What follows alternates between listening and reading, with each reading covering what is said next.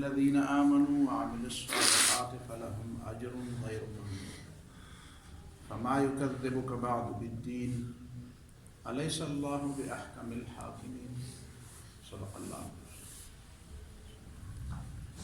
سورہ التین، اس میں جو بنیادی اور مرکزی مضمون ہے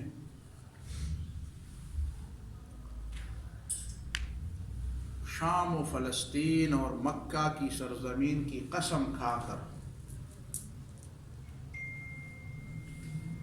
اس بات پہ گویا کہ ان کو بطور دلیل اور بطور شاہد پیش کیا گیا ہے. یہ علاقے اس بات کے شاہد اور گواہ ہیں کہ لقد خلقنا الانسان فی احسن تقویم، ہم نے انسان کو بہت سب سے بہتر ساخت پہ پیدا کیا. بہتر ساخت سے مراد انسان کی انسانیت ہے. اس دنیا کے اندر اللہ تعالیٰ نے جس مقصد کے لیے انسان کو پیدا فرمانے کا ارادہ کیا اس کے لیے یہ سب سے بہترین ساخت ہے. ایک اور ساخت بھی اللہ تعالیٰ کے نزدیک ہے.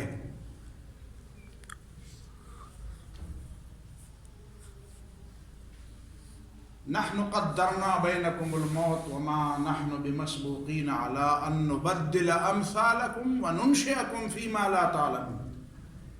ایک اور ساخت بھی اللہ کے نزدیک ہے. وہ موت کے بعد قیامت میں اور اس کے بعد وہ ظاہر ہوگی جب جنتی جنت میں جائیں گے اور جہنمی جہنم میں جائیں گے. وہاں پہ انسان کی یہ ساخت کسی حد تک تبدیل کر دی جائے گی. انسانی ساخت کی سب سے جو بڑی اہمیت ہے اور جس پر ان دو مقامات شام و فلسطین اور مکہ کو گواہ بنایا گیا ہے، اس میں انبیاء کی عظمت اور رسولوں کی عظمت کی طرف اشارہ ہے کہ انسان کو اتنی عظیم ساخت پر اور اتنی احسن تقویم پر پیدا کیا گیا کہ ان میں انبیاء تک پیدا ہوئے، رسول تک پیدا ہوئے. رسالت اور نبوت اس پوری کائنات میں صرف انسانوں کے لیے مختص ہے، باقی کسی کے ہاں رسول اور نبی نہیں آئے. پیغام رسانے پہنچانے والے پیغام رسان وہ تو فرشتوں میں بھی ہے. اللہ یصطفی من الملائکۃ رسلا ومن الناس، لیکن صرف وہ پیغام رسانی کا کام کرتے ہیں. وہ تعلیم اور تربیت جو انبیاء اور رسولوں کی ذمہ داری ہے وہ صرف انسانوں ہی کے اندر ہے. اور آپ مزید آگے غور و فکر کرتے رہیں کہ انسانوں کو اگر انبیاء کی تعلیمات انسان نہ بنائے، رسولوں کی تعلیمات انسان نہ بنائے، تو وہ کون سی تعلیم ہے جو ان کو انسان بنا دے گا؟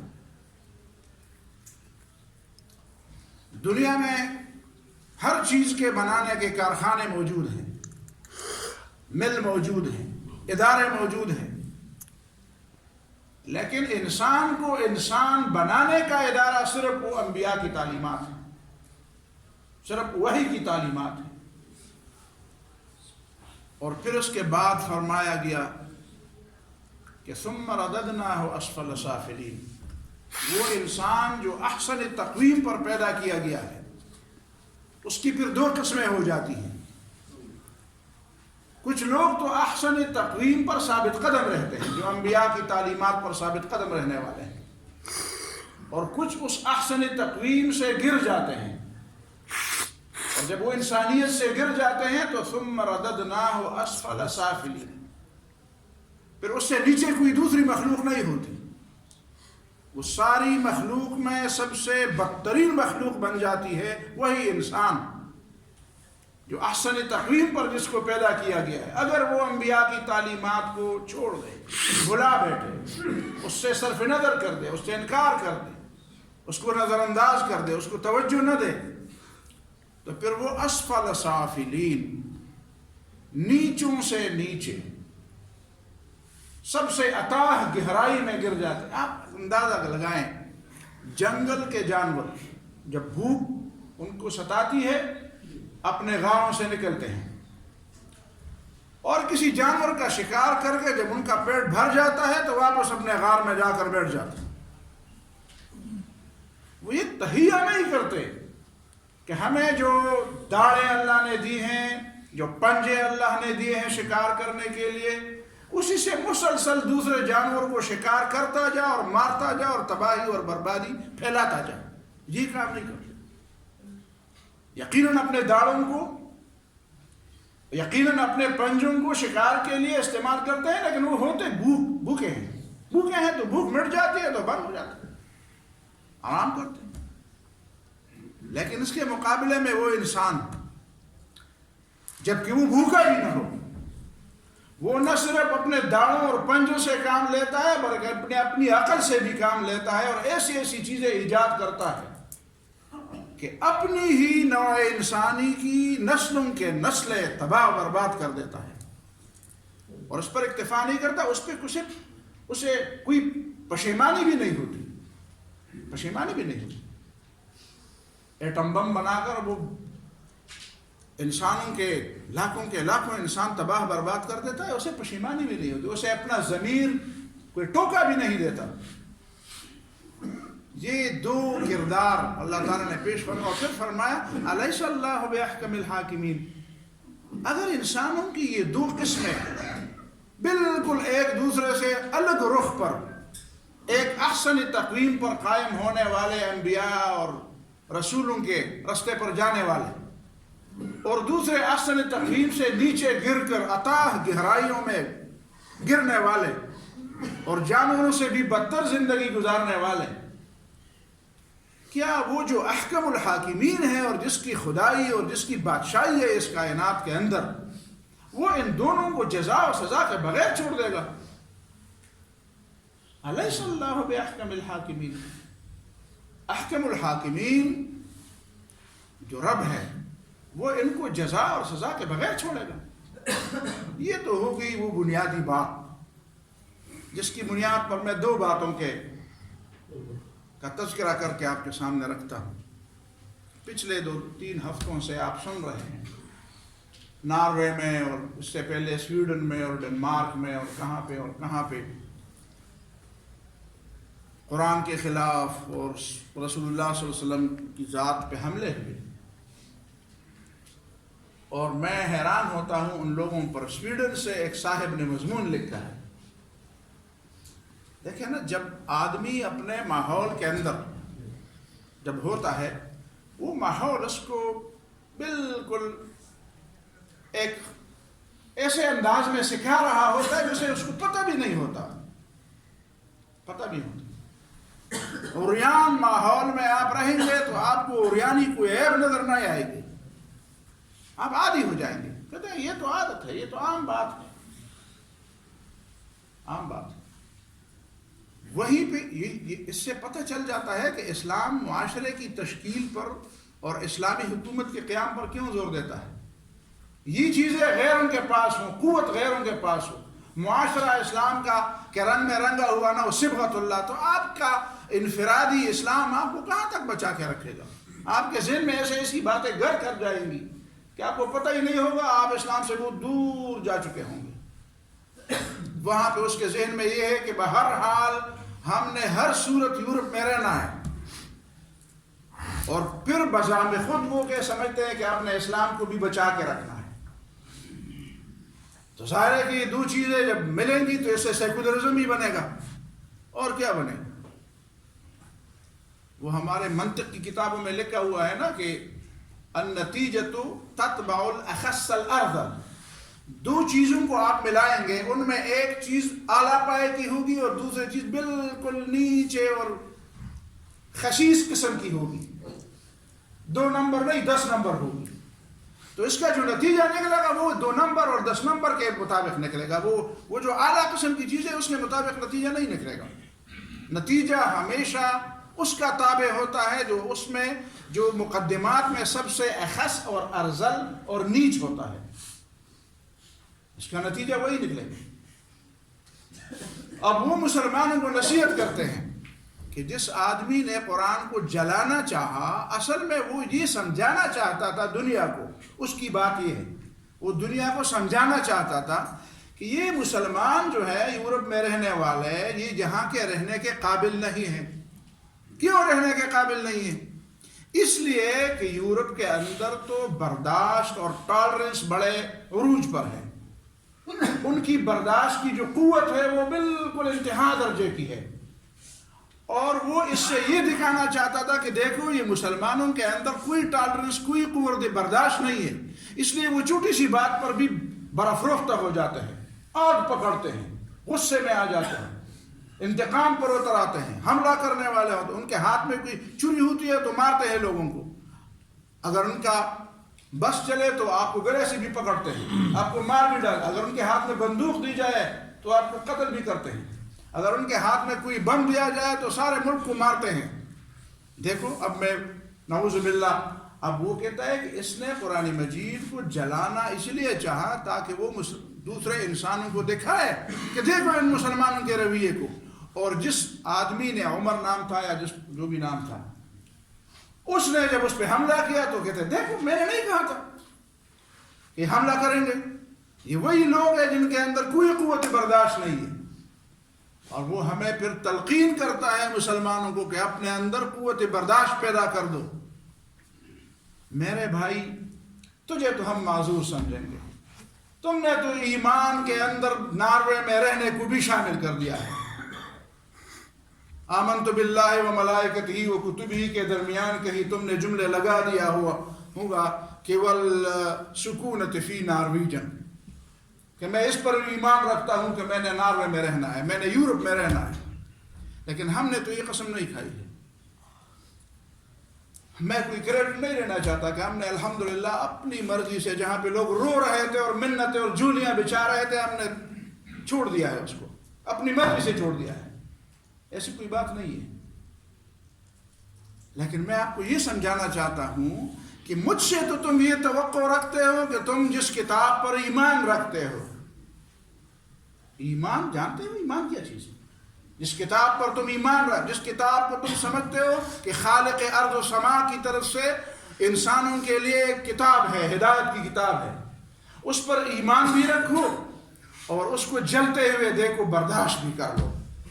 لیکن تم ان لوگوں سے یہ توقع نہیں رکھتے کہ وہ برداشت کی کون سی قسم ہے کہ وہ ایک کتاب کو اپنے درمیان برداشت نہیں کرتے، ایک کتاب کی موجودگی کو برداشت نہیں کرتے۔ ایک کتاب ہے، الماری میں پڑی ہے، عمل میں نہیں ہے، صرف مسجدوں کے اندر ہے، عمل میں تو وہ کہیں بھی نہیں ہے۔ وہ کتاب جو بولتی بھی نہیں ہے، وہ کتاب جو الحمدللہ رب العالمین سے شروع ہوتی ہے، وہ کتاب صرف الماری میں برداشت نہ کرنا، یہ ٹالرنس ہے ان کا، یہ ہے قوت برداشت۔ وہ محمد صلی اللہ علیہ وسلم اور ان کی سیرت، جو دنیا کے مسلم اور غیر مسلم سب کہتے ہیں کہ وہ پوری دنیا میں کامل انسان تھے، اس کا نام تک برداشت نہیں کرتے۔ آپ سے مسجد کے مینار برداشت نہیں ہوتے، آپ سے مسجد برداشت نہیں ہوتی، آپ سے مسلمانوں کا برقع برداشت نہیں ہوتا، آپ سے مسلمان کی داڑھی برداشت نہیں ہوتی، آپ سے صرف ایک کتاب کی موجودگی برداشت نہیں ہوتی، ایک پیغمبر کا نام برداشت نہیں ہوتا۔ اور پھر مجھے کہتے ہیں یہ وہ برداشت ہے جو یورپ میں ہے۔ میں نہیں سمجھتا اس آدمی کو کون سمجھائے، کس برداشت کی مجھ سے توقع رکھتے ہو؟ اسی برداشت کی۔ مسلمانوں نے کتابیں نہیں جلائی ہیں، تم دیکھو اسکندریہ کی کتابیں کس نے جلائی ہیں؟ میں بغداد کی بات نہیں کرتا، وہ تو ہلاکو خان کے بیٹوں نے جلائی ہیں، لیکن اسکندریہ میں عیسائیوں نے جو جلائی ہے اس کی بھی ریکارڈ آج ہمارے پاس اس کے حوالے موجود ہیں، لاکھوں کتابیں۔ اور ان خواتین کو بھی جلایا ہے جو سائنس کی باتیں کرتی تھی۔ یہ اس زمانے کی تاریخ ہے جب اسکندریہ عیسائیوں کے پاس تھا۔ اور دوسری بات میں یہ کہہ دوں، اور پچھلے جمعے بھی میں نے بات کی تھی، اسی طرح کی بات ہے یہاں پہ بھی شروع ہے۔ یہ سرخ ہے جو سرخ سرخ کے نعرے لگا رہے، لال لال کے نعرے پھر لگ رہے ہیں۔ ذرا وہ سن 70 کے عشرے کے نعروں لگانے والوں کا بھی ذرا جائزہ لو، ان میں بھی کچھ لوگ آج موجود ہوں گے۔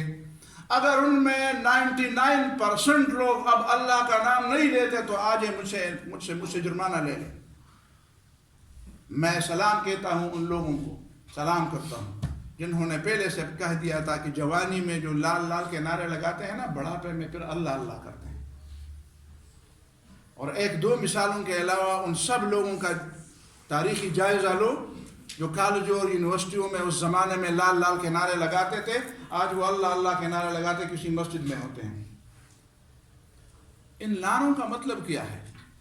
ان نعروں کا مطلب دو باتیں ہیں. اقدار سے آزادی، نہ وہ مذہبی اقدار کو ماننے والے ہیں، نہ وہ اخلاقی اقدار کو ماننے والے ہیں، نہ وہ آپ کے سماجی اور معاشرتی اقدار کو ماننے والے ہیں. یہ نوٹ کریں یہ بات. ایک بات یہ کہ اقدار سے بغاوت، مذہبی اقدار ہوں، آپ کے خاندانی اقدار ہوں، آپ کے معاشرتی اور سماجی اقدار ہوں، ان اقدار سے وہ بغاوت کرنا چاہتے ہیں.